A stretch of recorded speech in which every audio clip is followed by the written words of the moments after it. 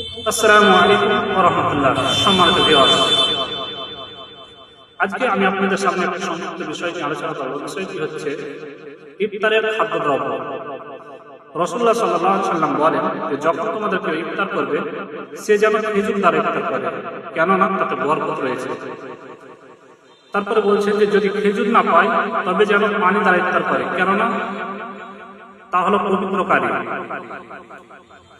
আরেকটি হাদিস, আনাস রাদিয়াল্লাহু তাআলা বলেন যে নবী করিম সাল্লাল্লাহু আলাইহি ওয়াসাল্লাম মাগরিবের নামাজের পূর্বে কয়েকটি তাজা খেজুর দ্বারা ইফতার করতেন। যদি তা না পেতেন তাহলে শুকনো খেজুর দ্বারা ইফতার করতেন। যদি তাও না পেতেন তাহলে কয়েক ঢোক পানি পান করতেন। মিশকাত হাদিস নম্বর 1990 এবং 1991। অতএব আমাদের সবার উচিত ইফতার শুরু করার সুন্নতি দ্রব্য হলো খেজুর ও পানি। তারপর যদি সাথে থাকে তবে অন্য কিছু। তবে প্রথমত আমাদের খেজুর দ্বারা ইফতার করতে হবে। যদি খেজুর না পাওয়া যায় তাহলে আপনার পানি দিয়ে ইফতার করবেন, তারপরে অন্য কিছু খাবেন। আসসালামু আলাইকুম ওয়া রাহমাতুল্লাহ।